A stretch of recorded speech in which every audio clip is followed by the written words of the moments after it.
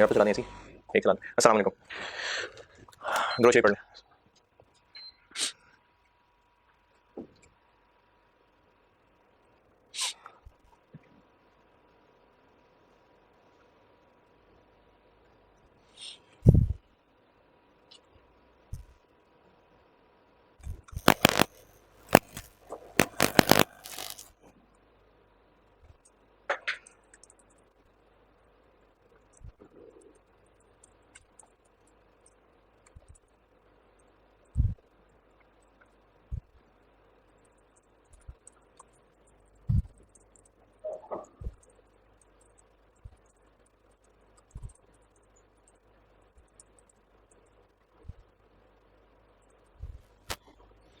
Last time आपको पिछली class में वो जो लॉन्ग टर्म डिसीजन मेकिंग है उसका चैप्टर कंप्लीट किया था। 2 सवाल होमवर्क दिए थे, लेकिन ऐसा है कि जो यहाँ आवाम मौजूद है वो तो अभी 5 मिनट पहले ही बैठे हुए थे, तो इसलिए होमवर्क वो नहीं कर सके, तो इसको मैं कल डिस्कस कर लेता हूँ।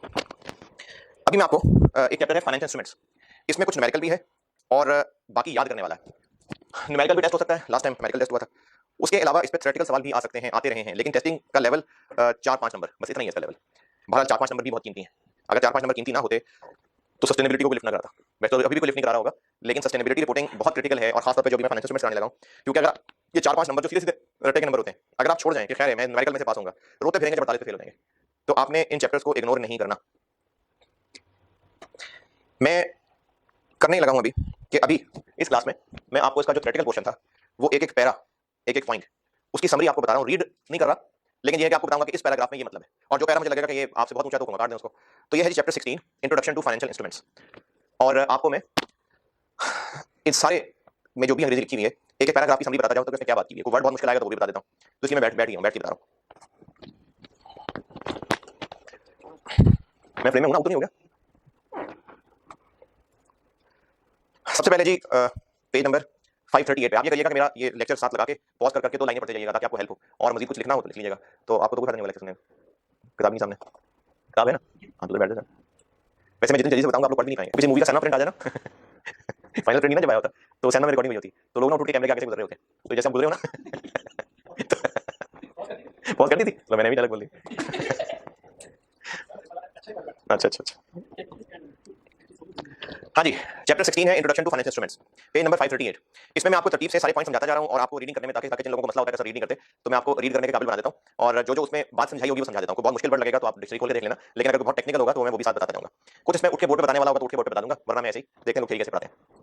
सबसे पहली चीज है 1.1 factors considered before selecting source of finance. ये आपने बिल्कुल याद करना है। ये जो 6-7 बुलेट पॉइंट है, रट्टा मारने की जरूरत नहीं है, मैं आपको इन सारे बुलेट पॉइंट्स का ना मतलब बताता हूं कि इनका कांसेप्ट क्या है। अगर आप समझ के अपने पास एक आधी लाइन लिख सकते हैं बहुत है, लेकिन ये important exam point of view से आपने सारा याद करना है। 1.1 से ऊपर जो 4 लाइनें लिखी हैं, 3 लाइनें इग्नोर, कोई मसला नहीं है। तो हमने सोर्स ऑफ फाइनेंस इस पेज के सबसे एंड पे पहले देखिए, सोर्स ऑफ फाइनेंस 2 है, इक्विटी और डेट। अब ये इन्हीं दोनों की बात हो रही है, तो इसको वैसे ऊपर लिखना चाहिए था, लेकिन ये इन्हीं दोनों की बात हो रही है कि इक्विटी पे जाएं कि डेट पे जाएं, कौन से फैक्टर्स कंसीडर करने चाहिए। ये फैसला करते हुए कि इक्विटी पे जाएं या डेट पे जाएं, कौन से फैक्टर कंसीडर करने चाहिए। जो आपको 6 बुलेट पॉइंट नजर आ रहे हैं, ये वो फैक्टर्स हैं। सबसे पहली चीज है अमाउंट रिक्वायर्ड, कि हमें अमाउंट कितनी चाहिए। अगर तो बैंक से यानी डेट फाइनेंस लेना है तो उसमें मोस्टली लिमिटेड अमाउंट मिलेगी, लेकिन अगर हमें शेयर्स के थ्रू पैसा चाहिए तो उसमें मोस्टली ज्यादा अमाउंट होती है। जब कंपनी लिस्ट होती है ना और वो शेयर इशू करती है, तो एक तो महंगा काम है, मुश्किल काम है, इतने सारे लोगों से पैसे लेना, तो उसमें 300-400-500 मिलियन भी रेज हो जाते हैं, जबकि बैंक इतना सारा लोन नहीं देगा। तो हमें कितनी अमाउंट चाहिए इसकी बेस पे फैसला करेंगे कि डेट लें या शेयर इशू कर दें। ये पहले बुलेट पॉइंट में लिखा हुआ है। दूसरा बुलेट पॉइंट कॉस्ट, इसमें लिखा हुआ है कि हमें चाहे बैंक से पैसा रेज करना हो, बैंक नहीं डेट कह लेता हूं, चाहे इक्विटी से पैसा रेज करना हो, खर्चा होगा। खर्चा कैसे होगा? अगर हमने स्टॉक मार्केट में शेयर इशू करने हैं और लोगों से पैसा रेज करना है, तो उसके लिए स्टॉक का ब्रोकर होगा, हमसे कमीशन लेगा। इन्वेस्टमेंट बैंकर हो सकता है, हमसे कमीशन लेगा, चार्जेस देगा। फिर इसी तरह से अगर हम बैंक फाइनेंसिंग करेंगे तो उसमें भी प्रोसेसिंग चार्जेस तो पड़ेंगे, तो हमें कॉस्ट पड़ेगी। फिर इसके अलावा एक और कॉस्ट का एंगल ये है जो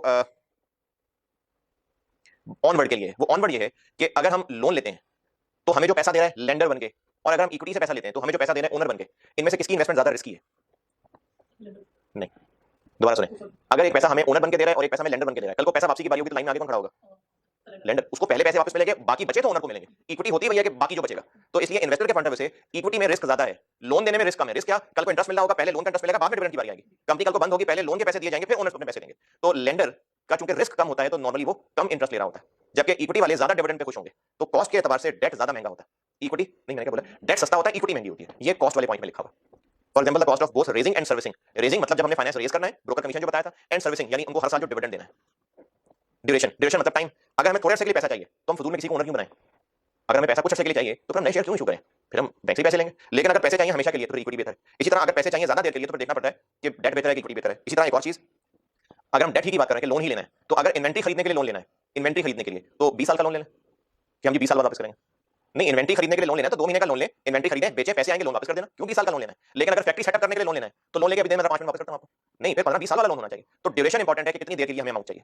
चौथा बुलेट पॉइंट, फ्लेक्सिबिलिटी। फ्लेक्सिबिलिटी आप ऐसे समझ लीजिए कि अगर हम डेट लेते हैं तो इंटरेस्ट हमें हर साल देना ही देना है, या कभी दिल करेगा दे देंगे, कभी दिल करेगा नहीं देंगे, इंटरेस्ट देना ही देना है। लेकिन डिविडेंड कंपनी की मर्जी है, मैनेजमेंट की, चाहे तो दे दें चाहे ना दें। इसी तरह से अगर प्रॉफिट्स होंगे तो बांटेंगे, डिविडेंड नहीं होंगे तो नहीं बांटेंगे। ये फ्लेक्सिबिलिटी है। तो इक्विटी ज्यादा फ्लेक्सिबल होता है, डेट फ्लेक्सिबल नहीं है, हमें रीपेमेंट के टाइम पे पैसे वापस करने ही पड़ेंगे, तो इसमें फ्लेक्सिबिलिटी की कमी होती है। तो देखा कि मैनेजमेंट कितने फ्लेक्सिबिलिटी चाह रहे हैं, ये भी एक फैक्टर है। रीपेमेंट, ये भी बात ऑलमोस्ट मैं कर चुका। रीपेमेंट में लोन के केस में हमें पता है कि फलाने दिन इतने पैसे वापस करने ही करने हैं, तो हमें फिर तब पैसों का इंतजाम लाजमी करके रखना पड़ेगा। अगर हमने 10 साल का लोन लिया है तो पता है 10 साल बाद पैसे वापस करने ही करने, तो हमें इंतजाम करके रखना पड़ेगा लाजमी। अगर नहीं इंतजाम कर सके तो डिफॉल्ट कर जाएंगे, रिपोर्ट केस में चले जाएंगे। तो ये है रीपेमेंट। लास्ट है impact on financial statements. Impact on financial statements वाली बात आपको चले समझाता हूं। एक रेशो आपने एफआर में पढ़ी होगी, debt equity ratio. Debt equity ratio ज्यादा होगी तो कंपनी ज्यादा रिस्की है और लोग उसमें पैसे लगाने से डरेंगे, बैंक्स वाले उनको मजीद लोन देने से डरेंगे। अगर कंपनी की पहले डेट इक्विटी ज्यादा है, यानी पहले वो हाईली गियर्ड है, पहले लोन्स बहुत हैं, तो अगर वो और लोन ले लेंगे तो गियरिंग और खराब हो जाएगी ना। तो इस चीज को देखना चाहिए कि हमारी फाइनेंशियल स्टेटमेंट की रेशोस पे क्या फर्क पड़ने लगा। अगर हमने और लोन ले लिया और उससे हमारी डेट इक्विटी और बहुत सारी खराब हो गई तो मसला हो जाएगा। तो इंपैक्ट ऑन फाइनेंशियल स्टेटमेंट्स ये है कि हमारे लोन लेने से क्या फाइनेंशियल स्टेटमेंट पे फर्क पड़ेगा। इसी तरह से अगर हम लोग लोन ले लेते हैं तो उससे रिस्क और बढ़ जाएगा, शेयर होल्डर्स और परेशान हो जाएंगे।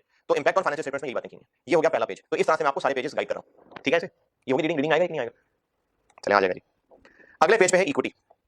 इक्विटी में जो पहले 3-4 लाइनें लिखी हैं उसमें ये कहा हुआ है कि इक्विटी कहते हैं जो ऑर्डिनरी शेयर होल्डर्स हैं और जो इन्वेस्टर्स होते हैं उनको इन्वेस्ट करने से 2 तरह के रिटर्न मिल रहे होते हैं, एक डिविडेंड की शक्ल में और एक कैपिटल गेन की शक्ल में। कैपिटल गेन क्या होता है, जब वैल्यू इंक्रीज कर जाएगी उनका फायदा है, तो डिविडेंड और कैपिटल गेन की शक्ल में उनको रिटर्न मिल रहा होता है।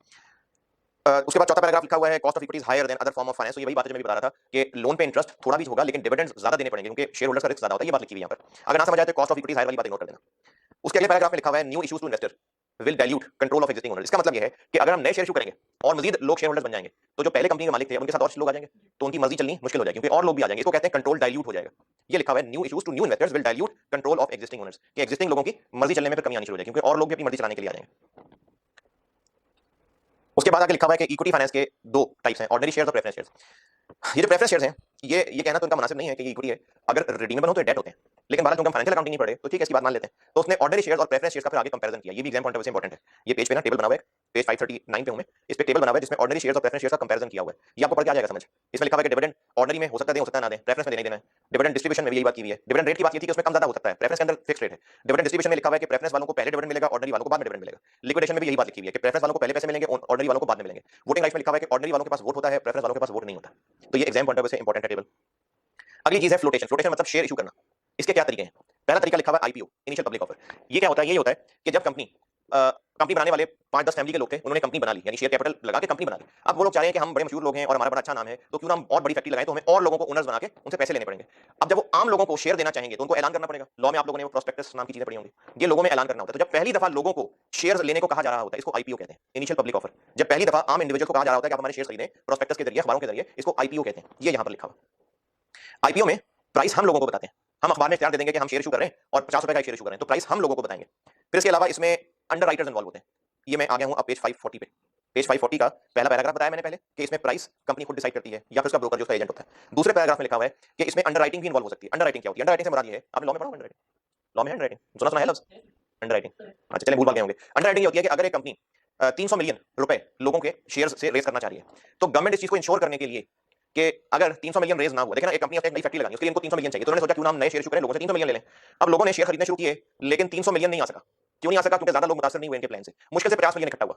नई फैक्ट्री लग सकेगी नहीं, तो वो जो 50 मिलियन इकट्ठा हुआ वो लोगों ने तो पैसे जमा कराए ना, तो कंपनी कहीं उनके पैसे खाना जाए, उनके पैसे वापस करने में तंग ना करे। तो कंपनी लॉ कहेगा या स्टॉक मार्केट की रेगुलेशंस कहेंगी कि आप शेयर्स तभी इशू कर सकते हैं जब कम से कम इतने शेयर्स लोग लेने को तैयार होंगे।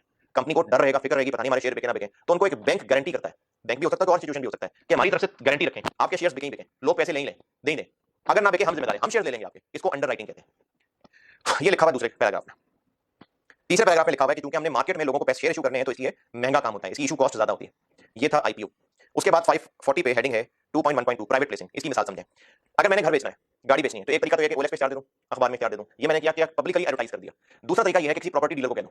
अच्छा, प्रॉपर्टी डीलर भी अखबार में इश्तिहार नहीं देगा, वो अपने क्लाइंट से पता करेगा, 2 4 5 10 15 लोगों के अंदर बात घूमेगी, ये मैं प्राइवेटली बेच रहा हूं, पहले क्या था पब्लिकली बेच रहा हूं। तो ये जो मैं प्राइवेटली बेच रहा हूं, डीलर को क्या किया, अखबार में इश्तिहार नहीं दे रहा। प्राइवेट प्लेसिंग भी ऐसा ही होता है। आईपीओ में क्या हो रहा है, हम पब्लिक को ऑफर कर रहे हैं, अखबारों में इश्तिहार दे रहे हैं, प्रोस्पेक्टस बना रहे हैं। प्राइवेट प्लेसिंग ये होता है कि हम डीलर से बात करते हैं, जिसमें प्रॉपर्टी डीलर होते हैं ना, तो शेयर के भी डीलर होते हैं, इन्वेस्टमेंट बैंक होते हैं। हम उनसे कहते हैं यार हम अखबार में इश्तिहार नहीं दे सकते, बड़े लंबे चक्कर हैं, स्टॉक मार्केट के बड़े फटे पड़ जाएंगे, तुम हमारे थोड़े से शेयर बिकवा दो, तो वो फिर अपने अपने क्लाइंट से राब्ता करके हमारे शेयर बिकवा देते हैं। इसको प्राइवेट प्लेसमेंट कहते हैं जी। अच्छा, तो गए पैसे ही आप? अच्छा अच्छा अच्छा जी, प्राइवेट प्लेसिंग के अंदर ये पहला पैराग्राफ बताया मैंने। दूसरे पैराग्राफ में लिखा हुआ है कि ये सस्ता काम है। सस्ता काम क्यों है? क्योंकि पहले हमने फॉर्म में 4 देने थे, अंडर राइटिंग करवानी थी, पुरानी फीसें देनी थी। अब हमने एक बैंक को कहना है और कमीशन देकर अपने शेयर बिकवा देने, तो ये सस्ता है आईपीओ की निस्बत। फिर इसके अलावा उसके बाद नीचे तीसरे पैराग्राफ में लिखा हुआ है कि प्राइवेट प्लेसिंग अगर करेंगे तो बहुत ज्यादा आवाम तक हमारे शेयर नहीं पहुंचेंगे, उन्हीं 15-20 पार्टी तक पहुंचेंगे जिनसे एजेंट रब्ता कर सकता था। ये तीसरे पैराग्राफ में लिखा हुआ है। अब private placing normally results in a narrower share holder base, क्योंकि कम लोगों तक बात पहुंची है। उसके बाद लिखा हुआ है there may be some limits on maximum amount of NSU that can be placed. हो सकता है लोकल लॉ के अंदर लिखा हो कि अगर आपने 200 मिलियन से ऊपर पैसा लोगों से रेज करना है तो छुप छुपा के नहीं करना, फिर आपने पब्लिक में ऐलान करना है। हो सकता है किसी लोकल लॉ में लिखा हो, तो ये बात लिखी हुई है यहाँ पर कि इसमें हमारे पास एक लिमिटेड अमाउंट इकट्ठा करने का मौका नहीं आ रही, नहीं आ रही। उसके बाद जो लास्ट पैराग्राफ लिखा हुआ है ना, ये आप बेशक काट दें। ये अल्टरनेटिव इन्वेस्टमेंट मार्केट, ये बाहर डेवलप कंट्रीज का कांसेप्ट है, तो ये आप पैराग्राफ चाहे काट दें। Placing is popular with listing, ये चाहे काट दें। अगली चीज है इंट्रोडक्शन। इंट्रोडक्शन में सिर्फ इतना होता है कि अभी हम पैसा नहीं रेज कर रहे, शेयर भी इशू नहीं कर रहे, सिर्फ स्टॉक मार्केट पे आके अपने आप को इंट्रोड्यूस करा रहे हैं कि हम भी एक कंपनी, हम भी दुनिया में, हम भी मार्केट में बैठे हुए हैं। सिर्फ अपना इंट्रोडक्शन देना आगे, ये इंट्रोडक्शन होता है। No new shares are made available in the market, बस सिर्फ और सिर्फ हम स्टॉक मार्केट में आके अपने आप को इंट्रोड्यूस करा रहे होते हैं। क्या पर्पस होता है? आइंदा कभी जरूरत पड़ी तो फायदा होगा, ये होता है इंट्रोडक्शन। इसके बाद इसी हेडिंग के अंदर ये लिखा हुआ है comparison of introduction with other methods of raising equity. इसमें पता नहीं हेडिंग इसने क्यों बनाई है, हेडिंग दिया उसने comparison of introduction with other methods, जबकि नीचे तारीफ में प्लेसिंग की कर रहा है, तो ये ऊपर होना चाहिए था प्लेसिंग में। नीचे जो हेडिंग है ना, comparison of introduction with other methods of raising equity, यानी तारीफें इंट्रोडक्शन की, जबकि नीचे ये प्लेसिंग की तारीफें कर रहा है, तो इसलिए ये प्लेसिंग के हिसाब से होना चाहिए।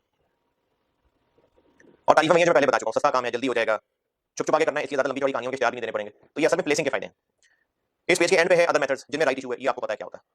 राइट इशू पता है क्या होता है? नहीं, लेफ्ट इशू क्या होता है वो भी नहीं पता। लेफ्ट इशू कुछ नहीं होता, राइट इशू ये होता है कि जब कंपनी नए शेयर, या वो करने के बाद वालों को नहीं पता होगा ना, जब कंपनी नए शेयर इशू करने हैं तो एग्जिस्टिंग लोगों का हक है कि पहले उनको शेयर दिए जाए कैश के अगेंस्ट, इनको राइट इशू कहते हैं। और बोनस इशू ये भी आपको पता है क्या होता है, इसमें कंपनी शेयर इशू कर रही होती है लेकिन पैसे रेज नहीं कर रही होती, मुफ्त के शेयर इशू होते हैं, इनको बोनस इशू कहते हैं। ये अगले पेज के टॉप पे लिखा हुआ है। फिर उसके बाद एक हेडिंग है कि राइट इशू और बोनस इशू में फर्क क्या है, बहुत सारे फर्क है। राइट इशू के अंदर पैसे आ रहे होते हैं, बोनस इशू में पैसे नहीं आ रहे होते। ये पेज 41 खत्म हो गया। अब आते हैं पेज 42 पे, डेट यानी बोरोइंग। शुरू में थोड़ी कहानियां बताई हैं कि डेट शॉर्ट टर्म भी हो सकता है, लॉन्ग टर्म भी हो सकता है, वर्किंग कैपिटल रिक्वायरमेंट्स के लिए भी हो सकता है, कैपिटल एक्सपेंडिचर के लिए भी हो सकता है। ये पहले 2-3 पैराग्राफ में ये जस्ट नॉर्मल सी कहानियां बताई हैं, इनको याद करने की जरूरत नहीं है। उसके बाद टाइप्स हैं, इनको भी याद करने की जरूरत ऐसा नहीं है कि शॉर्ट टर्म डेट्स कौन-कौन से होते हैं, लॉन्ग टर्म कौन-कौन से होते हैं, एक टेबल बना हुआ है। इसकी भी खैर है, आगे चलते हैं।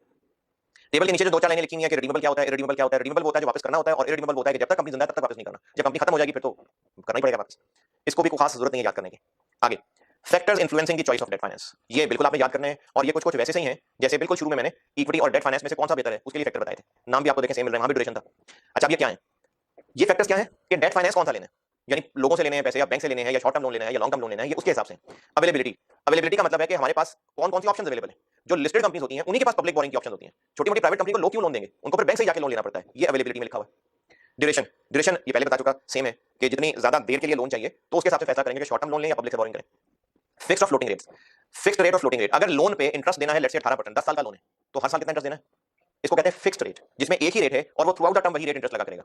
एक होता है फ्लोटिंग रेट, फ्लोटिंग रेट ये होता है जो फ्लोट करता रहता है और उसमें रेट को किसी एक बेस के साथ लिंक कर दिया जाता है। जैसे बैंक कहे कि आपको हम लोन दे रहे हैं काइबोर प्लस 3% पे, तो इन्होंने काइबोर प्लस 3% में काइबोर के साथ लिंक कर दिया ना, काइबोर ये गवर्नमेंट डिसाइड करती है, Karachi interbank offer rate, KIBOR होता है Karachi interbank offer rate, LIBOR क्या होगा, लाहौर नहीं होता, लाइबोर लंदन होता है, लंदन इंटरबैंक ऑफर रेट, तो ये गवर्नमेंट डिसाइड करती है, स्टेट बैंक डिसाइड करता है। तो फ्लोटिंग रेट होते हैं जिसमें बैंक वाले लोन देते हुए इंटरेस्ट को लिंक कर देते हैं किसी बेस के साथ, फॉर एग्जांपल काइबोर के साथ। तो इसमें हमें ये देखना पड़ेगा कि हम फिक्स पे जाना चाहते हैं कि फ्लोटिंग पे जाना चाहते हैं, ये इस पैराग्राफ में लिखा हुआ है। जो फ्लोटिंग पे जाएगा उसको रिस्क रहेगा। फ्लोटिंग क्या होता है कि उसमें चूंकि काइबोर के साथ लिंक कर देते हैं तो काइबोर बढ़ भी सकता है, कम भी हो सकता है, अगर कल को बढ़ जाएगा तो नुकसान होगा हमें, कम हो जाएगा तो फायदा होगा हमें, तो फ्लोटिंग पे जाने से रिस्क होता है। फिर ये देखना पड़ेगा कि बैंक वाले क्या क्या गिरवी रखवा रहे हैं हमसे, सिक्योरिटी एंड कवरेंट, कवरेंट कहते हैं क्या क्या टर्म्स एंड कंडीशन है, सिक्योरिटी मतलब क्या सिक्योरिटी के तौर पे रखवा रहे हैं, तो हमें बोरो करते हुए ये देखना पड़ेगा कि हमें लेंडर क्या क्या शर्तें रखा है, क्या क्या गिरवी रखवा रहा है, क्या क्या ऐसी शर्तें बता रहा है कि हमारे लिए पॉसिबल भी है कि नहीं है, ये सिक्योरिटी एंड कवरेंट्स के अंदर लिखा हुआ है। ये आगे चल के बताता हूं, आगे आ रहा है वो advantages and disadvantages of debt finance. अच्छा अब ये जो डेट के एडवांटेज बताने, किससे कंपेयर करके बताने, डेट के एडवांटेज इक्विटी से, तो इसके एडवांटेजेस जो है वो इक्विटी से कंपेयर करके बताएंगे। जैसे एडवांटेजेस में पहली लाइन में लिखा हुआ है, अच्छा हाँ, एडवांटेज भी किसके पॉइंट ऑफ व्यू से, एक हेडिंग है इन्वेस्टर्स के पॉइंट ऑफ व्यू से यानी जो लेंडर है, और एक है एडवांटेजेस कंपनी यानी बोरर के पॉइंट ऑफ व्यू से। तो इसी तरह से आगे डिसएडवांटेज लिखे हुए लेंडर के और डिसएडवांटेज लिखे हुए कंपनी के। पहले मैं बताता हूं एडवांटेजेस इन्वेस्टर के। तो इन्वेस्टर को लोन देने से क्या फायदा है, वो लेंडर बन के पैसे लगा रहा है बजाय इसके कि ओनर बन के लगाता, क्या फायदा है, उसको हर साल इंटरेस्ट मिलेगा ही मिलेगा। इक्विटी में जाता तो पता नहीं डिविडेंड मिलता ना मिलता, ये उसको फायदा है। फिर दूसरे बुलेट पॉइंट में लिखा हुआ है कि अगर उसका इंटरेस्ट उसको नहीं मिला तो वो गुस्सा करेगा, कोर्ट में जाएगा, कंपनी में, कंपनी लॉ के पास, वो जो रजिस्ट्रार होता है उसके पास जाएगा, सीसीबी के पास, उनको कहेगा कंपनी बंद कराएं, मुझे मेरे पैसे लेके दें। ये लिखा हुआ है debt holders can appoint a liquidator, liquidator होता है जो कंपनी बंद करता है, लिक्विडेट, और जो पैसे हैं वो सब जिम्मेदारियां पूरी करता है उससे। ये सेकंड बुलेट पॉइंट में लिखा हुआ है।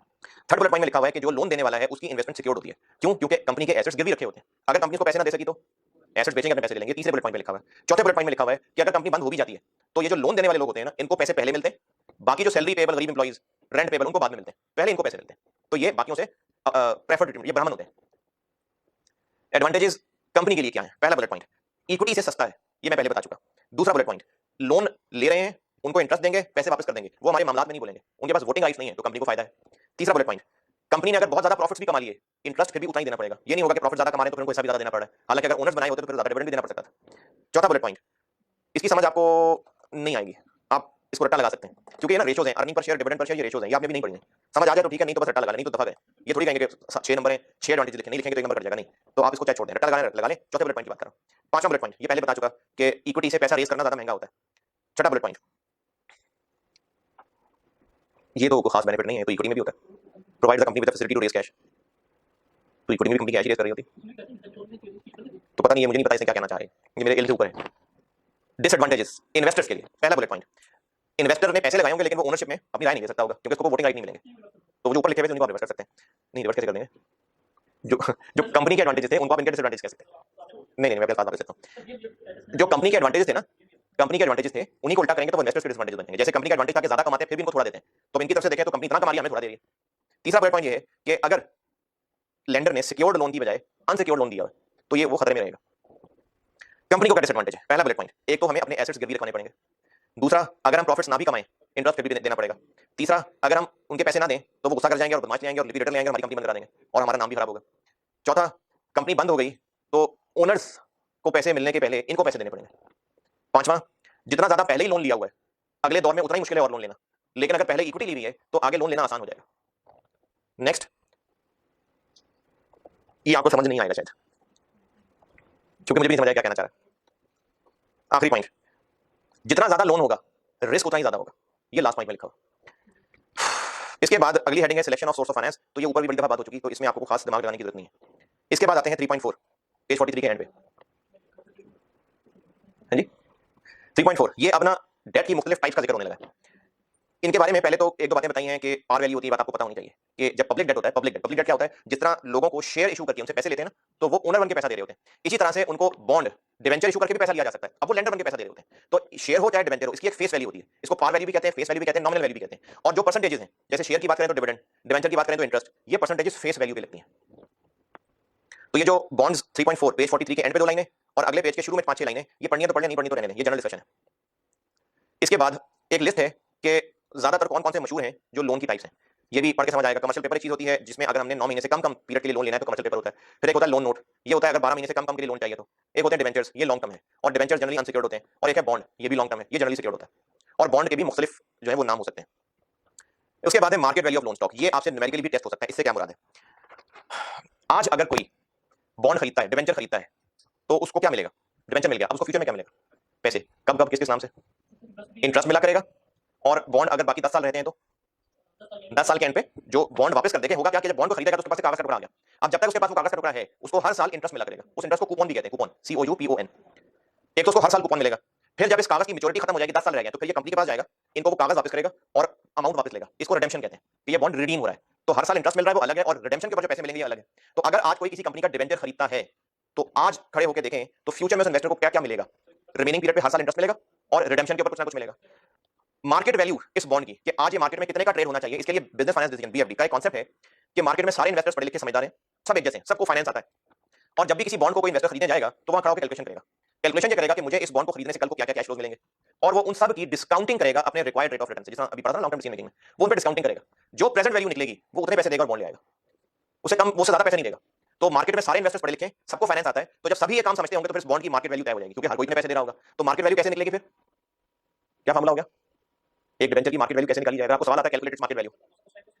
रिमेनिंग पीरियड रह गया है उसका इंटरेस्ट हर साल, प्रेजेंट वैल्यू, और जो रिडेम्पशन पे कैश मिलना है उसकी प्रेजेंट वैल्यू, इन सब का टोटल कर लेंगे तो ये बॉन्ड की मार्केट वैल्यू होगी। तो यही सारा इसमें देखिए लिखा हुआ है कि जो हर साल इंटरेस्ट मिलना है इस पे उसने एनविटी लगा दी, ये जो बुक में लिखा हुआ है एनविटी क्यों लगा दी? क्योंकि हर साल सेम है तो एनविटी लगा दी उसने, प्लस जो रिडेम्पशन वैल्यू है उस पे उसने सिंगल अमाउंट डिस्काउंटिंग लगा दी, और इन सबका ग्रैंड टोटल किया तो इसको मार्केट वैल्यू कह दिया। और इसी पेज के एंड पे पेज 44 एक एग्जांपल भी दी हुई है, जल्दी से कैलकुलेटर पकड़ के इसको सॉल्व भी कर लें, खुद भी ट्राई कर लें सॉल्व करने की। आखिर में सॉल्यूशन तो इसी पेज के एंड पे दिया हुआ है, लेकिन आप उस पे हाथ रख के पेज 544 के एंड पे जो 2-3 लाइनें ना वो छुपा लें और बाकी सॉल्व करें।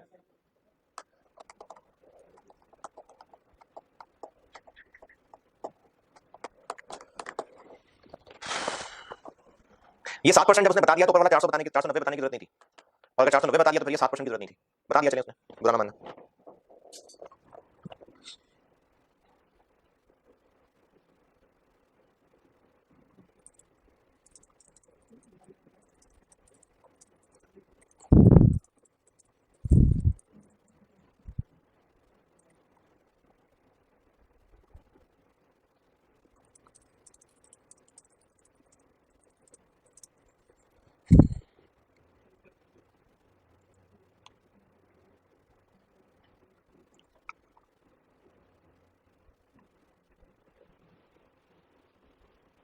इतनी देर का तो सवाल नहीं है यार।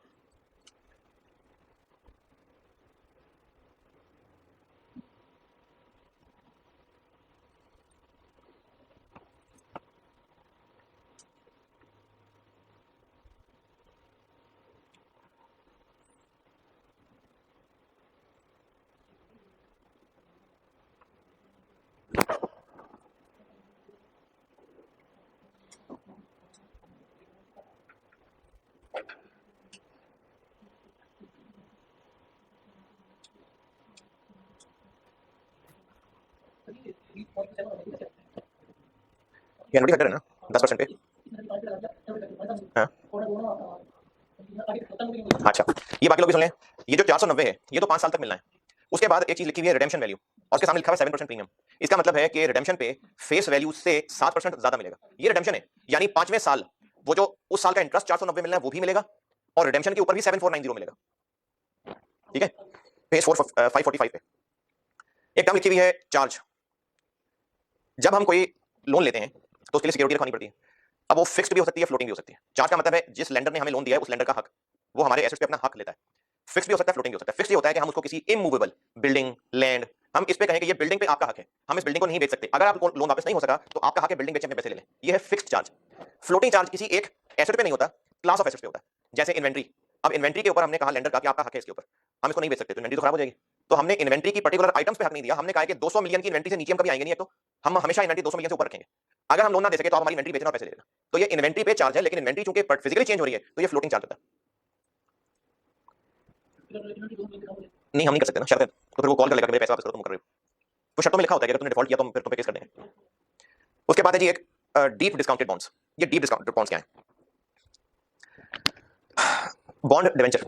अगर आज कंपनी को 100 रुपया लोन चाहिए और लोगों से वो कहते हैं कि आप हमें 100 रुपए दे दें, हम बदले में आपको एक 100 रुपए वाला बॉन्ड देंगे। बॉन्ड को प्राइस बॉन्ड वाला बॉन्ड नहीं है, इसके नंबर रखते होते हैं। फेस वैल्यू 100 होती है ना, 100 रुपए कह रहा हूँ, 15 लाख कर लें, 15 लाख। तो बॉन्ड डिवेंचर ये की बात है। तो हमने पब्लिक डेट लेना था और उनको डिवेंचर इशू किए, कहा कि आप हमें पैसे दें, हम बदले में आपको डिवेंचर देंगे और आपको हर साल इंटरेस्ट मिला करेगा। अच्छा, हम डिवेंचर 100 रुपए फेस वैल्यू वाला इशू कर रहे हैं और बदले में 100 रुपए ले रहे हैं। इसको कहा जाएगा कि कंपनी ने बॉन्ड इशू किया है एट पार।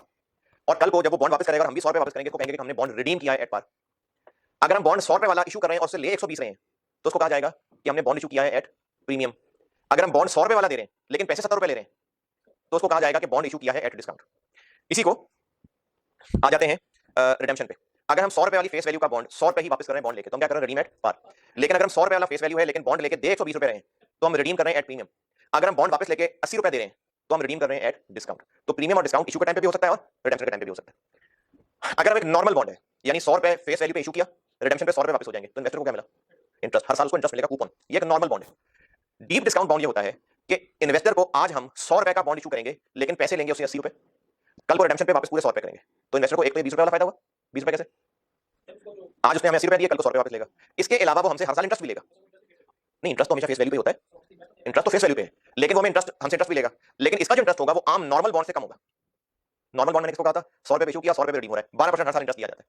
एक है डीप डिस्काउंट बॉन्ड कि हम इशू करते हुए 100 रुपए नहीं 80 रुपए ले रहे हैं, वापस 100 करेंगे, तो इसका जो इंटरेस्ट रेट है वो बाकी नॉर्मल बॉन्ड से कम होना चाहिए। क्यों कम होना चाहिए? क्योंकि उसको इंटरेस्ट भी मिल रहा है और उसने डिस्काउंट पे इशू करा के पैसे कल को पूरे वापस ले लेंगे, तो 20 रुपए तो फायदा है ना उसको। इनको डीप डिस्काउंट बॉन्ड कहते हैं कि ये इशू डिस्काउंट पे होते हैं और इंटरेस्ट भी होता है, लेकिन इंटरेस्ट बाकी बॉन्ड से कम होता है।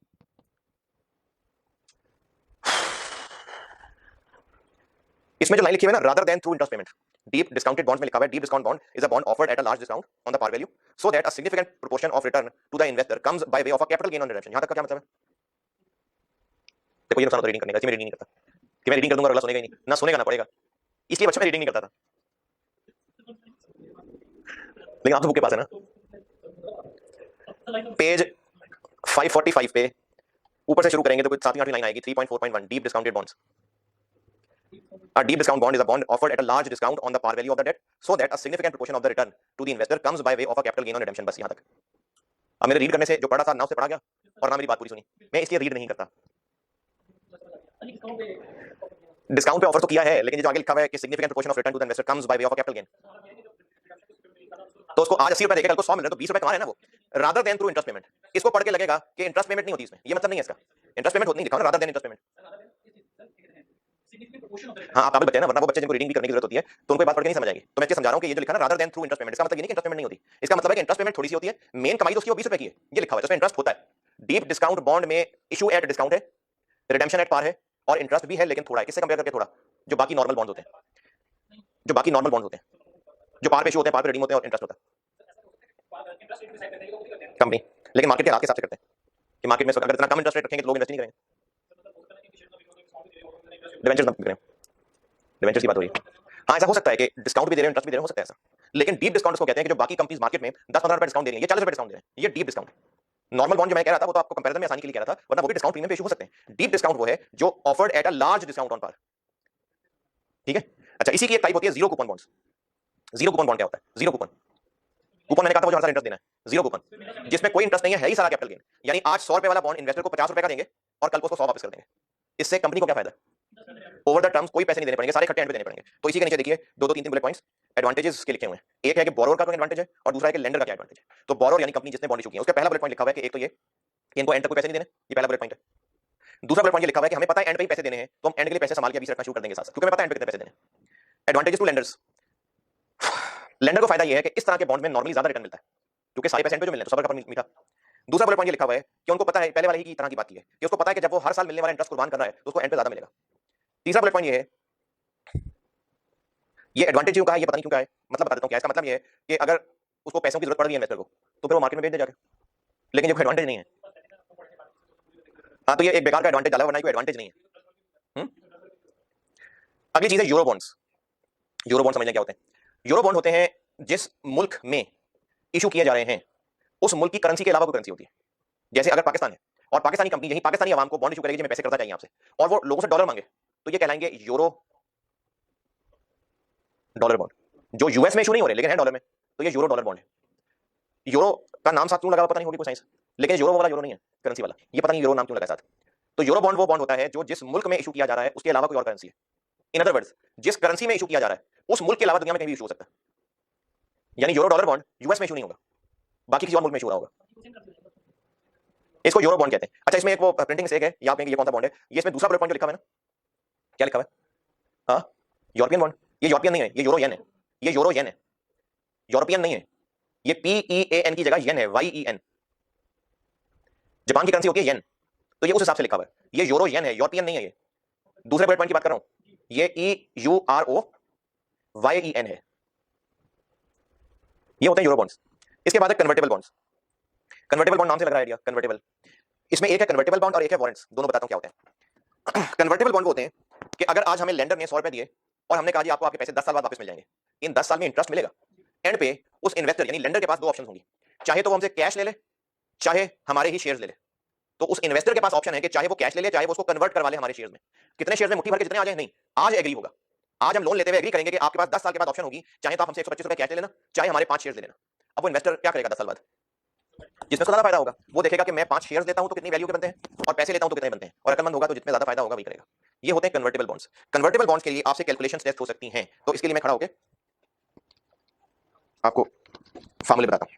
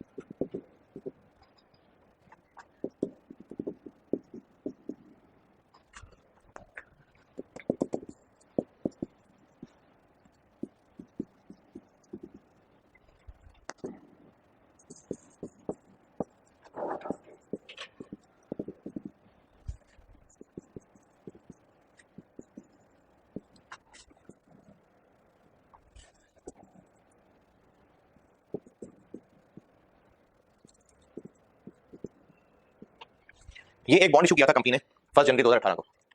कन्वर्टेबल बॉन्ड था, 7% बॉन्ड यानी 7% का कूपन रेट था, फेस वैल्यू उसकी 100 रुपए थी। कंपनी ने कहा कि बॉन्ड इन्वेस्टर के पास ऑप्शन है कि वो बॉन्ड चाहे तो कन्वर्ट करवा ले इनटू 4 ऑर्डिनरी शेयर्स, चाहे रिडीम करवा ले कैश पे 120 6 साल के बाद। ये टर्म्स थी।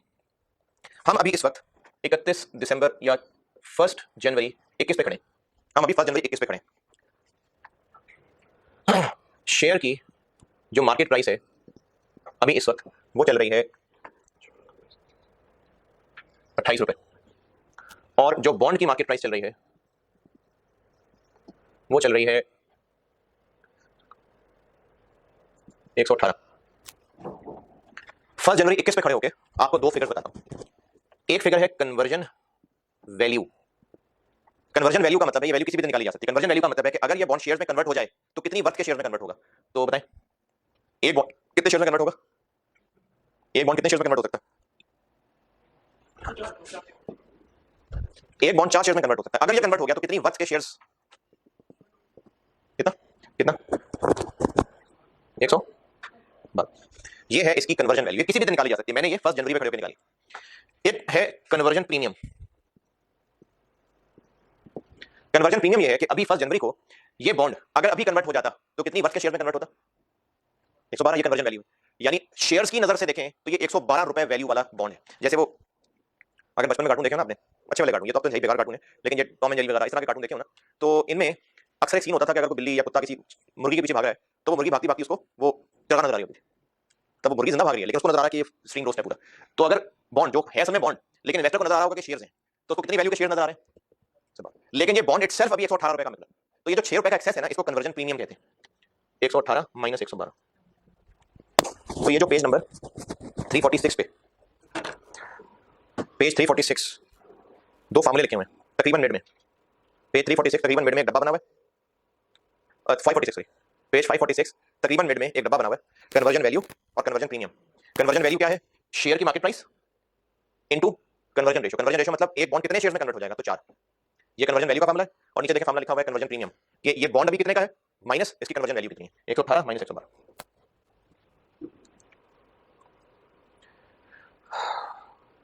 इसके अलावा आपसे एक न्यूमेरिकली जो चीज टेस्ट हो सकती है वो ये हो सकती है कि इस बॉन्ड की अभी मार्केट वैल्यू क्या चल रही होगी। मार्केट वैल्यू मैंने तो बता दी ना 118, ना बताई होती तो निकालनी पड़ सकती है। तो आपसे इसकी मार्केट वैल्यू कैलकुलेट कराई जा सकती है। अभी कुछ देर पहले बॉन्ड की मार्केट वैल्यू कैसे सीखिए निकालने, डिबेंचर की जो बाकी कैश फ्लो रहेंगे उनकी प्रेजेंट वैल्यू निकाल लें। ये असूल यहाँ भी लगा लेते हैं। तो अगर आपको मार्केट वैल्यू अगर ये ना गिवन होती तो हो सकता था पूछा जाता कि बताएं कैलकुलेट करें। तो कन्वर्टेबल की मार्केट वैल्यू होगी, बल्कि यहाँ जगह कम है,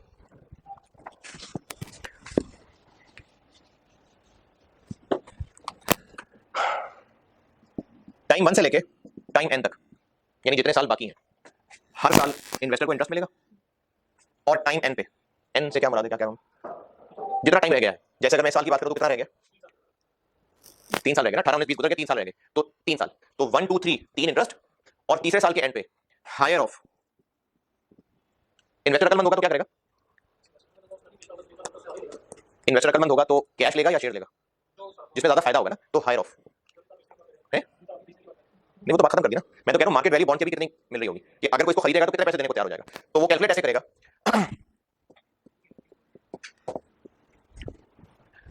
T1 से Tn तक इंटरेस्ट रखेगा और Tn पे रखेगा हायर ऑफ कन्वर्जन वैल्यू और रिडेम्पशन की पेमेंट। अच्छा कब की कन्वर्जन वैल्यू, कब की कन्वर्जन वैल्यू? 120 रुपए से किसको कंपेयर करेगा? या तो एंड पे 120 रुपए कैश ले ले या शेयर ले ले, तो इसको कैसे कंपेयर कर रहा होगा? कब की कन्वर्जन वैल्यू? वो जो रिडेम्पशन डेट पे होगी उस छठे साल के एंड पे, तो वो तो एंड पे जाकर पता चलेगी। तो फिर भी वो अंदाजा लगाएगा, अभी वो अंदाजा लगाएगा।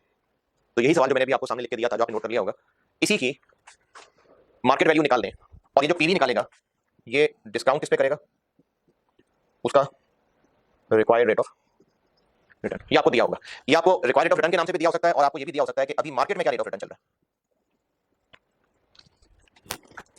है। तो आपसे रिक्वायर्ड है, ये जो सवाल मैंने लिखा था यहाँ, ये सवाल लिखा था ना, अब मैं कह रहा हूं कि आपको 118 नहीं दिया हुआ, तो हम ये वैल्यू कैलकुलेट कर लेते हैं। रिक्वायर्ड है आपसे 1 जनवरी 21 को क्या वैल्यू चल रही होगी अगर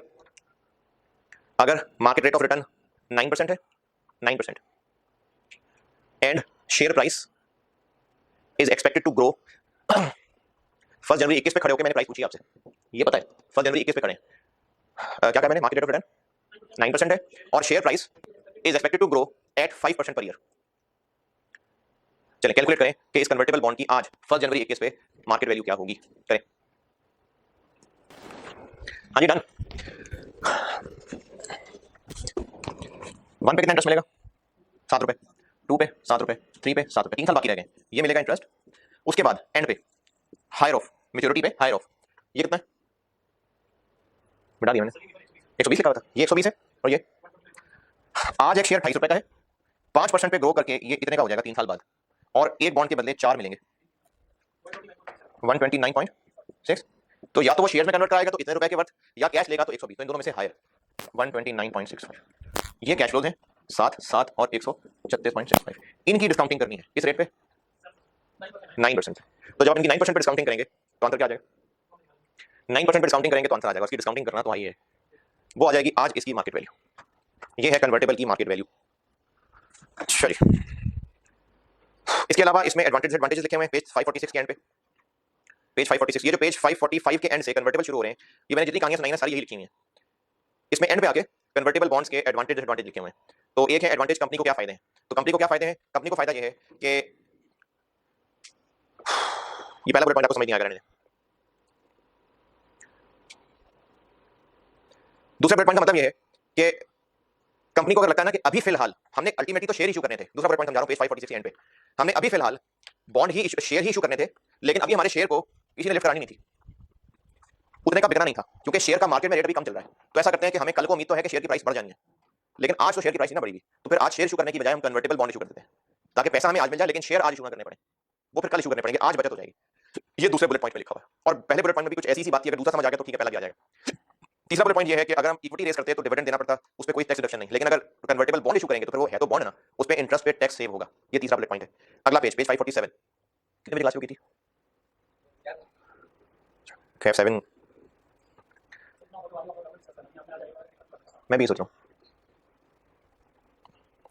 जी। पेज 547 पे, पेज 547 टॉप पे बुलेट पॉइंट है पहला, क्योंकि हम कन्वर्टेबल बॉन्ड इशू कर रहे हैं, बॉन्ड तो ये फायदा एक्चुअली बॉन्ड का लिखा हुआ है, और कन्वर्टेबल बॉन्ड के फायदे उन्होंने इक्विटी से कंपेयर करके बताए हैं। ये जो एडवांटेजेस हैं ये इक्विटी से कंपेयर करके एडवांटेजेस हैं। तो पेज 547 के टॉप पे बुलेट पॉइंट है कि चूंकि पता है कितना इंटरेस्ट देना है तो फाइनेंशियल प्लानिंग आसान है, यानी पैसे हमें पता है कितने चाहिए तो उस हिसाब से हम पैसे अरेंज कर लेंगे। नेक्स्ट बुलेट पॉइंट लिखा हुआ है कि हमें एंड पे बॉन्ड वापस करने की बजाय शेयर इशू कर देने में पैसे बच जाएंगे, यानी हम पैसे नहीं दे रहे होंगे, वो बस कन्वर्ट हो रहे होंगे शेयर के अंदर। तो ये अब फायदा आ गया डिवेंचर से कंपेयर करके। अगर सादे बॉन्ड होते तो कैश देना पड़ता, इसमें कैश देने की बजाय हो सकता है वो शेयर में कन्वर्ट हो जाए, तो पैसे देने बच जाएंगे। Advantage of convertible bond to investors, के इन्वेस्टर्स को क्या फायदे हैं, तो एक तो उसको फायदा ये है कि ये मिक्सचर मिल रहा है, इंटरेस्ट भी मिल रहा है और कल को शेयर भी मिल जाएंगे, ये उसके लिए फायदे वाली बात है। फिर दूसरा बुलेट पॉइंट कि आज अगर कंपनी के शेयर वो नहीं भी ले रहा, लेकिन कल को वो कन्वर्टेबल से कन्वर्ट हो जाता शेयर्स में, और अगर कल को शेयर्स ग्रो करके हुए तो फायदे में रह जाएगा। फिर तीसरा बुलेट पॉइंट ये है कि अभी अगर कंपनी शेयर इशू करती तो वो अभी ही शेयर होल्डर बन जाता, लेकिन अभी क्या है कि अभी वो कन्वर्टेबल बॉन्ड ले रहा है, और शेयर होल्डर अगर बनना होगा तो उसके पास 5-6 साल हैं, वो 5-6 साल में कंपनी को देख लेगा। अगर उसको लगा कि कंपनी अच्छा परफॉर्म कर रही है तो शेयर में कन्वर्ट करवा लेगा, अगर उसको लगा कि कंपनी उतना अच्छा परफॉर्म नहीं कर सकी तो शेयर में कन्वर्ट नहीं कराएगा, अपने पैसे लेके बाहर चला जाएगा। ये तीसरा बुलेट पॉइंट लिखा। देखो ना, अगर अभी शेयर खरीद लेता तो ओनर बन जाता। हाँ, ये भी एक फायदा है, वो लिखा नहीं है लेकिन ये भी एक फायदा है। डिसएडवांटेजेस, कंपनी को क्या डिसएडवांटेज है, पहला बुलेट पॉइंट बस रख लें, आपको समझ नहीं आएगा क्योंकि ईपीएस तो आपने पढ़ी नहीं है। दूसरा बुलेट पॉइंट ये है कि अगर हमने बॉन्ड इशू किए होते तो कल को पैसे देके उनको फारिग कर देते, लेकिन कन्वर्टेबल बॉन्ड दिए हैं तो अगर वो कल को ओनर बन गए तो हमारे पैसों में बैठा करेंगे आके, यानी कंट्रोल डाइल्यूट हो जाएगा। तीसरा बुलेट पॉइंट ये है जब तक बॉन्ड कन्वर्टेबल, अगर शेयर इशू कर देते तो और बात थी, लेकिन क्योंकि बॉन्ड इशू किए हैं तो कंपनी की गियरिंग खराब है, कंपनी में डेट ज्यादा है, तो इसलिए कंपनी में रिस्क ज्यादा है। और इन्वेस्टर्स को डिसएडवांटेज ये है कि ये भी बकवास लिखी हुई बात, इन्वेस्टर का एडवांटेज बकवास बात लिखी हुई है, पढ़ दें पेज को, पढ़ दें। Page 547 done. पेज 547 के आगे जो एग्जांपल 2 है ये वही है जो आपको मैंने वैल्यू निकालना बताया। पेज 548 पे आ जाते हैं। अच्छा, एक बात रह गई, पेज 545 के एंड पे जहां बात शुरू हुई थी बॉन्ड्स की और वारंट्स की। वारंट क्या होता है, आपने आज तक वारंट सुने होंगे, वारंट गिरफ्तारी, वो और वारंट वो और वारंट है। ये जो यहाँ वाले वारंट है ना, ये है कि कंपनी लोन लेती है और उनको एक पर्ची लिख देती है कि आप हमें लोन दें और हम आपको एक कूपन देंगे। कूपन इंटरेस्ट वाला कूपन नहीं है, ये नहीं जो इनामी कूपन होते हैं, उस तरह से चिट लिख देती है कि हम आपको ऑफर कर रहे हैं, अगर आप चाहें तो कल को हमसे शेयर खरीद सकते हैं मार्केट से सस्ता, आपके पास ऑफर है। अब उनकी मर्जी है वो ऑफर एक्सरसाइज करना चाहिए ना करना चाहिए, इनको वारंट्स कहते हैं। यानी ये चिट लिख के दी होती है कि आपके पास हक है, कल को आप चाहें तो थोड़े पैसे देकर हमसे शेयर खरीद लेना, इसको वारंट कहते हैं। पेज 547 भी हो गया। पेज 548, पेज 548 पे बैंक लोन का जिक्र है, और बैंक लोन के बारे में आपको बहुत कुछ पहले ही पता है, और इस पेज पे बैंक लोन और पब्लिक डेट इसको कंपेयर किया हुआ है, ये आपको पढ़ के समझ आ जाएगा। अगले पेज पे भी सारी डिस्कशन चल रही है, अगले पेज पे ओवरड्राफ्ट है, ये भी आपको पढ़ के खुद समझ आ जाएगा। लीजेस हैं, लीजेस अब असल में चेंज हो गई हुई हैं, तो ये इस तरह से यहाँ नहीं लिखी होनी चाहिए, लेकिन बहरहाल इन्वेस्टर के पॉइंट ऑफ व्यू से तो फाइनेंस लीज ऑपरेटिंग लीज होती है। तो अगर तो आपने एफआर 2 पढ़ा हुआ है तो आपको ये पढ़ के समझ आ जाएगा, अगर नहीं पढ़ा हुआ तो मैं कैसे समझा सकता हूँ, तो ये आप इसको ऐसे ही रट्टा लगा लें तो ठीक है। उसके बाद पेज 549 हो गया। 550 certificate of deposit, treasury bill, state credit, ये भी पढ़ के आराम से समझ आ जाएगा। हाँ जी, 551 पेज। पहला है वेंचर कैपिटल। वेंचर कैपिटल समझने क्या होता है, कुछ बिजनेसेस होते हैं जिनमें पोटेंशियल तो बहुत होता है, लेकिन उनके पास पैसे नहीं होते कि वो एक्सपेंड करें, हैं बहुत काबिल लोग लेकिन पैसे नहीं है, तो कुछ पढ़े लिखे समझदार इन्वेस्टर्स होते हैं जो उनके साथ मिलते हैं जाके और कहते हैं कि हम पैसा लगाते हैं, आओ मिलकर एक्सपेंड करते हैं, एक्सपेंड कर जाएंगे, कमाना शुरू कर देंगे। अब ये जो एंटर हुआ था कि आओ मिलकर पैसा लगाते हैं, जब कल को बिजनेस ग्रो कर जाएगा तो ये अपने शेयर्स बेच के बाहर निकल आएगा।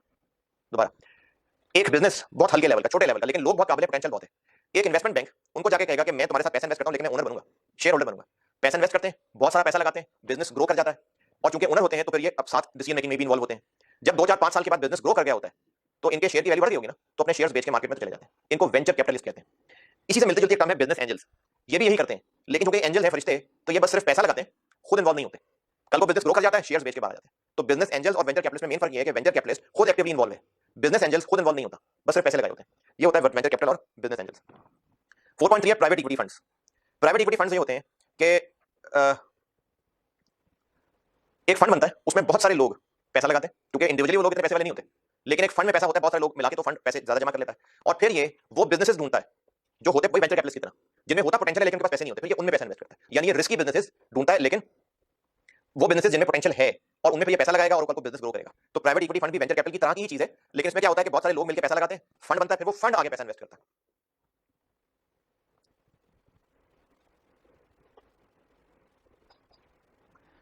Four point four asset securitisation, ये बड़ी गहरी चीज है, इसको भी मुझे उठ के समझाना पड़ेगा।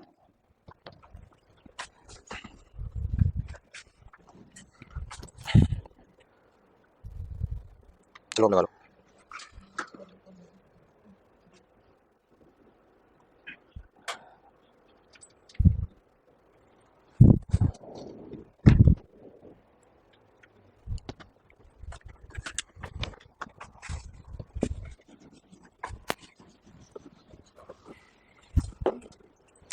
एक कंपनी ए, इसने बहुत सारे लोगों को हाउस लोन्स दिए 800 मिलियन के, और इनसे इंस्टॉलमेंट में पैसे लेने शुरू कर दिए। इसके लिए रिसीवल्स हो गए, सारे लोन्स दिए हैं ना, रिसीवल्स हैं। अब इसकी बैलेंस शीट में बहुत सारे रिसीवल्स आ रहे हैं, और अगर ये और लोगों को लोन देना चाहता है तो हो सकता है इसके शेयर होल्डर कहें कि यार तुम बहुत रिस्क ले रहे हो, पहले इतने पैसे तुमने फंसाया मार्केट में, हो सकता है लोकल लॉ कहे कि नहीं इससे ज्यादा आप लोगों को लोन नहीं दे सकते। इन्होंने एक और कंपनी बनाई, कंपनी बी, कंपनी ए ने एक और कंपनी बनाई, कंपनी बी, इसको एसपीवी कहते हैं, स्पेशल पर्पस व्हीकल। किया क्या कि इस कंपनी बी ने लोगों को ऐलान किया, कुछ लोगों को, कि एक कैश फ्लो की स्ट्रीम है, यानी हर महीने एक प्रोजेक्ट से किसने आ रही है ना, हर महीने 20-20 2-2 10-10 बिलियन आया करेगा, हमने कहीं पैसा लगाया हुआ है, वहां से हमें इंस्टॉलमेंट्स आया करेंगी, हम इंस्टॉलमेंट्स में तुम्हें भी हिस्सा दिया करेंगे, आओ पैसा लगाने हमारे अंदर। कंपनी बी एडवर्टाइज कर रही है कि हमारे पास एक कैश फ्लो स्ट्रीम है, मतलब एक गंगा बह रही है, उसमें हाथ धोने तो बताओ, हमारे पास एक कैश इन फ्लो की सीरीज लगी हुई है, हमें 10-20 साल तक पैसे आने ही आने, कंफर्म आने, कॉन्ट्रैक्चुअल, तो हमने तो कमाने ही कमाने, तो तुम लोग हमारे साथ पैसा लगाओ, हम उसमें से तुम्हें भी हिस्सा दिया करेंगे। लोग इनको पैसा देंगे, ये इन्वेस्टर्स होंगे जो इसको 800 मिलियन दे देंगे, ये कंपनी बी को 800 मिलियन दे देगा, कंपनी ए को, और कंपनी ए इन लोगों को इनके पल्ले डाल देंगे, इनको कहेंगे कि वो जो, बल्कि इनको कहने की जरूरत नहीं है, कंपनी बी को कहेंगे तुम 800 मिलियन मुझे दे दो, कल को जो मुझे वहां से आया करेगा मैं सीधा तुम्हें दे दिया करूंगा। कंपनी ए को क्या फायदा हुआ, उसको जो कुछ टाइम बाद मिलने थे वो अभी मिल गए, और इसकी बुक से रिसीवल खत्म हो गए, क्योंकि उसने रिसीवल किसी को बेच दिए। अब ये कंपनी बी कोई और नहीं थी, कंपनी ए ने ही क्रिएट की थी इस खास तौर पे इस काम के लिए, स्पेशल पर्पस व्हीकल, और ये इसका एक एसेट था। लोगों को यहां पैसा लगाने के लिए ये सारे भाव दिखाए गए, और लोगों से ये जो पैसा लिया गया इसके बकायदा इनको शेयर इशू किए गए, यानी इसको सिक्योरिटाइज कर दिया, सिक्योरिटी मतलब सिक्योरिटी शेयर्स। तो इसने अपने इस एसेट को शेयर्स में कन्वर्ट करके इन लोगों से पैसे ले लिए, इस मामले को एसेट सिक्योरिटाइजेशन कहते हैं। इसके लिए ये कंपनी बनाई गई, इसको स्पेशल पर्पस व्हीकल कहते हैं। अगर ये हाउस लोन था तो जिस एसेट के बदले इन लोगों से पैसे लिए गए वो चूंकि हाउस लोन था, इसलिए इसको मोर्गेज बैक सिक्योरिटीज भी कहते हैं, एमबीएस, मोर्गेज बैक सिक्योरिटीज। ये जो सारी कहानी सुनाई है ना, ये उसमें लिखी हुई अंग्रेजी के अंदर, इसमें जितना याद होता है बहुत है। अगले पेज पे हेडिंग क्या, कौन सा पेज है, 553 पेज पे हेडिंग है डायरेक्ट इन्वेस्टमेंट और इनडायरेक्ट इन्वेस्टमेंट। ये भी सुन लें क्या होता है। डायरेक्ट इन्वेस्टमेंट होती है कि हम अगर किसी कंपनी कोई सीमेंट बनाती है, हम उस कंपनी में पैसा लगा दें, ये हमने डायरेक्ट इन्वेस्टमेंट कर दी। एक और इनडायरेक्ट इन्वेस्टमेंट होती है कि हम एक फंड, म्यूचुअल फंड नाम सुना शायद आपने, हम म्यूचुअल फंड में पैसा लगाएं और वो फंड आगे सीमेंट वाली कंपनी में इन्वेस्ट करे। अब हमने इनडायरेक्ट इन्वेस्टमेंट की। अगर हम सीमेंट सेक्टर में इन होना चाहते थे तो एक तो हमने सीमेंट प्लांट अपना लगा लिया, अभी हम सीमेंट प्लांट के बिजनेस से लिंक हो गए, लेकिन हमने डायरेक्टली इन्वेस्ट किया। इनडायरेक्ट इन्वेस्टमेंट ये है कि हमने किसी म्यूचुअल फंड में इन्वेस्ट किया और उस म्यूचुअल फंड ने आगे सीमेंट बनाने वाली कंपनी में इन्वेस्ट किया, अभी भी हम सीमेंट के साथ ही लिंक है, लेकिन हमारी इनडायरेक्ट इन्वेस्टमेंट, ये डायरेक्ट इन्वेस्टमेंट और इनडायरेक्ट इन्वेस्टमेंट के अंदर लिखा हुआ है। अगला पेज क्या, या इसी के नीचे शायद, इन्वेस्टमेंट वर्सेस स्पेकुलेशन। इन्वेस्टमेंट होती है नॉर्मली लॉन्ग टर्म, और स्पेकुलेशन होता है जुआ। जैसे अगर एक कंपनी है और अच्छा परफॉर्म कर रही है और अगले 2-4-5 साल में भी वो और ग्रो कर जाएगी, तो आज अगर उसमें कोई शेयर्स खरीद रहा है तो वो कंपनी का पोटेंशियल देखते हुए और इसलिए खरीद रहा है कि डिविडेंड मिला करेगा, 2-4-5-10 साल बाद मैं इस कंपनी का ओनर तो हूं ही, मीटिंग में बैठा करूंगा जाके, और हो सकता है कल को और पैसा मैं मजीद इसी में लगा दूं, हो सकता है इसको बेचकर कहीं और चला जाऊं। ये है इन्वेस्टमेंट।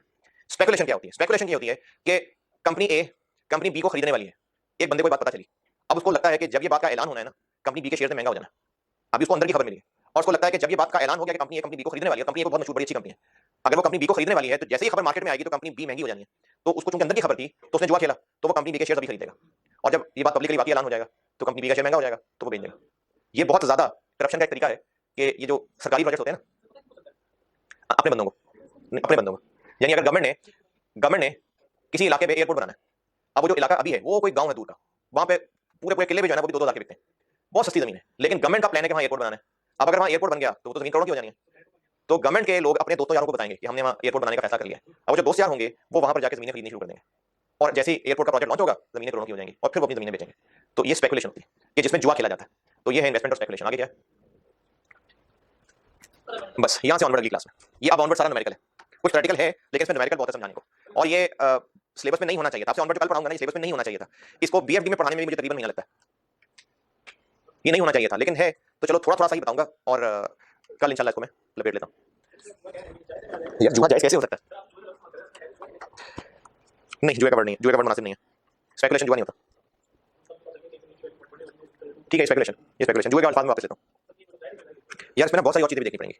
कोई भी चीज अगर ये जो बे इस्लाम में ना ये सौदा बेचने को बे कहते हैं, बे ये और एन बे, इसकी कुछ रायत होती है। तो अगर वो चीजें पूरी हो रही हैं तो हलाल है, अगर वो चीजें पूरी नहीं हो रही तो हलाल नहीं है।